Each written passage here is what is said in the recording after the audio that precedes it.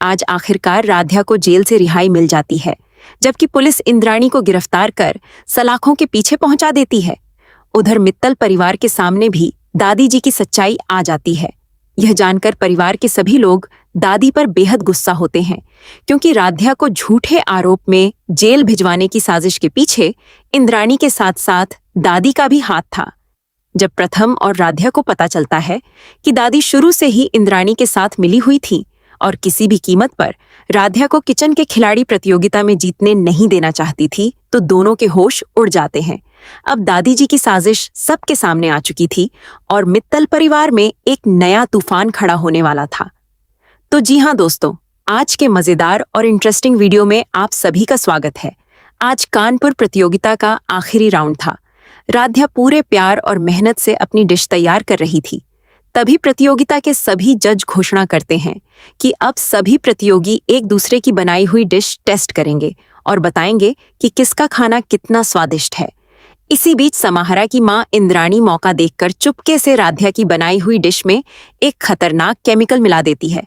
इस बात की भनक किसी को भी नहीं लगती। कुछ देर बाद जैसे ही समाहरा राध्या की डिश टेस्ट करती है, अचानक उसकी तबीयत बिगड़ने लगती है। उसका शरीर कांपने लगता है और वह सबके सामने नीचे गिर जाती है। समाहरा को इस हालत में देखकर वहां मौजूद सभी लोग घबरा जाते हैं। तभी इंद्राणी जानबूझकर नाटक करते हुए जोर जोर से चिल्लाने लगती है, ये देखिए, मेरी बेटी ने राध्या का बनाया हुआ खाना खाया और उसकी हालत इतनी खराब हो गई। राध्या को इसकी सजा मिलनी ही चाहिए। जल्दी पुलिस को बुलाइए। इंद्राणी की बात सुनकर राध्या बुरी तरह घबरा जाती है। वह सभी को अपनी बेगुनाही के बारे में बताने ही वाली होती है कि तभी पुलिस वहां पहुंच जाती है। पुलिस अधिकारी राध्या के पास आकर कहते हैं, राध्या मित्तल, जब तक इस मामले की पूरी जांच नहीं हो जाती तब तक आपको पुलिस कस्टडी में रहना होगा। ये सुनते ही राध्या के पैरों तले जमीन खिसक जाती है। वह बार बार कहती है, मैंने कुछ नहीं किया है, मैंने समाहरा के खाने में कुछ भी नहीं मिलाया, कोई मुझे फंसाने की कोशिश कर रहा है। लेकिन पुलिस उसकी एक नहीं सुनती और उसे हिरासत में ले लेती है। वहीं दूसरी ओर इंद्राणी के चेहरे पर छिपी हुई जीत की मुस्कान साफ दिखाई देती है। तभी पुलिस वाले राध्या के हाथों में हथकड़ी पहनाकर उसे पुलिस स्टेशन ले जाते हैं। जैसे ही राध्या की गिरफ्तारी की खबर उसके घर वालों को मिलती है, पूरे परिवार में हड़कंप मच जाता है। प्रथम तुरंत सभी से कहता है, मैं अभी राध्या के पास जा रहा हूं, मुझे पूरा यकीन है कि वह बेगुनाह है। जैसे ही प्रथम घर से निकलने लगता है, दादी जी उसका हाथ पकड़कर रोक लेती हैं और कहती हैं, प्रथम तुम कहाँ जा रहे हो? प्रथम दृढ़ता से जवाब देता है, दादी, इस समय राध्या को मेरी सबसे ज्यादा जरूरत है, मुझे उसके पास जाना ही होगा। इतना कहकर प्रथम अपना हाथ छुड़ाता है और तेजी से घर से बाहर निकल जाता है। प्रथम को इस तरह जाते देखकर घर के सभी लोग हैरान रह जाते हैं।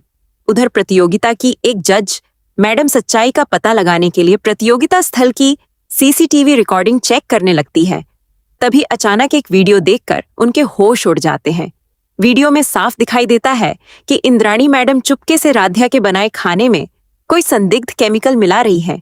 ये देखकर जज मैडम चौंक कर कहती हैं, हे भगवान, इसका मतलब राध्या बेगुनाह है, उसे जानबूझकर फंसाया गया है। जैसे ही जज मैडम वह वीडियो पुलिस के पास भेजने वाली होती हैं, तभी पीछे से इंद्राणी मैडम डंडा लेकर उनके सिर पर मार देती है और जज मैडम तुरंत बेहोश होकर नीचे गिर जाती हैं। तभी इंद्राणी राहत की सांस लेते हुए कहती हैं, अब कोई साबित नहीं कर पाएगा कि राध्या बेगुनाह है। लेकिन उसे यह पता नहीं होता कि कुछ सेकंड पहले ही वह वीडियो पुलिस अधिकारी के फोन पर पहुंच चुका था।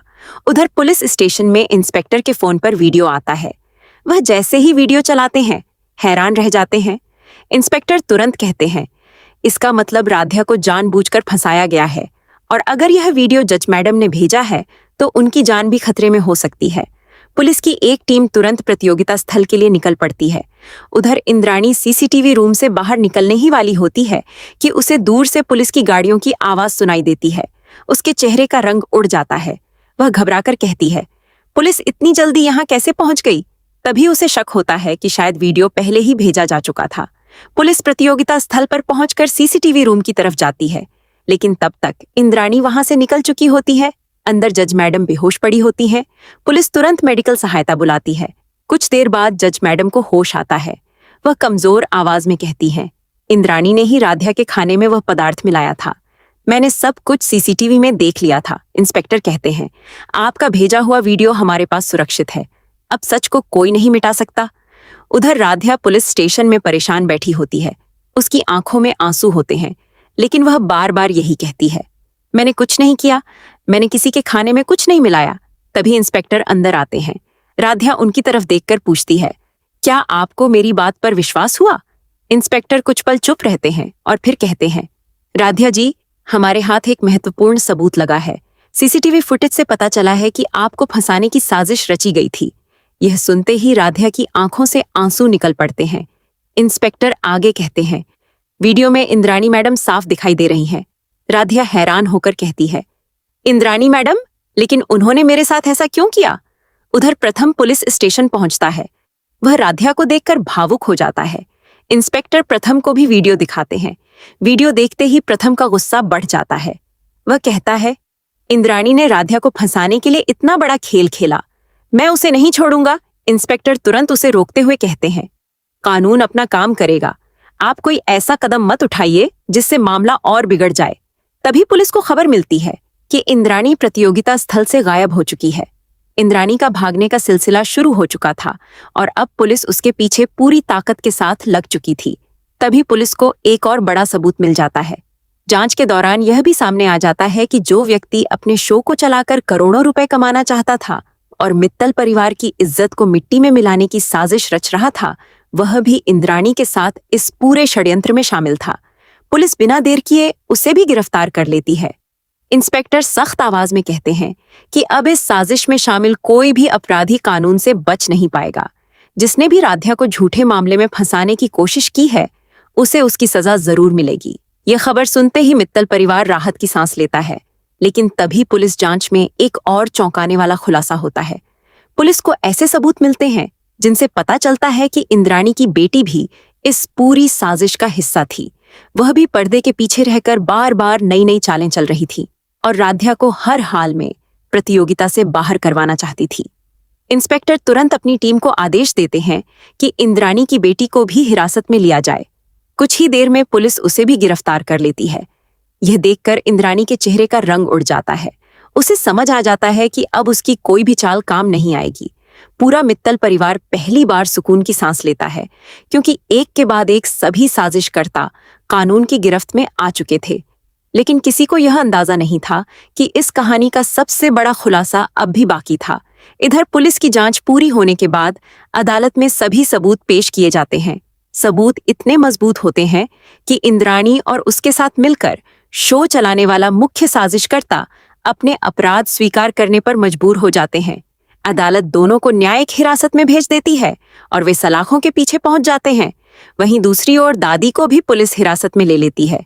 यह खबर सुनते ही ओमकार जी तुरंत अपने वकीलों के साथ अदालत पहुंच जाते हैं।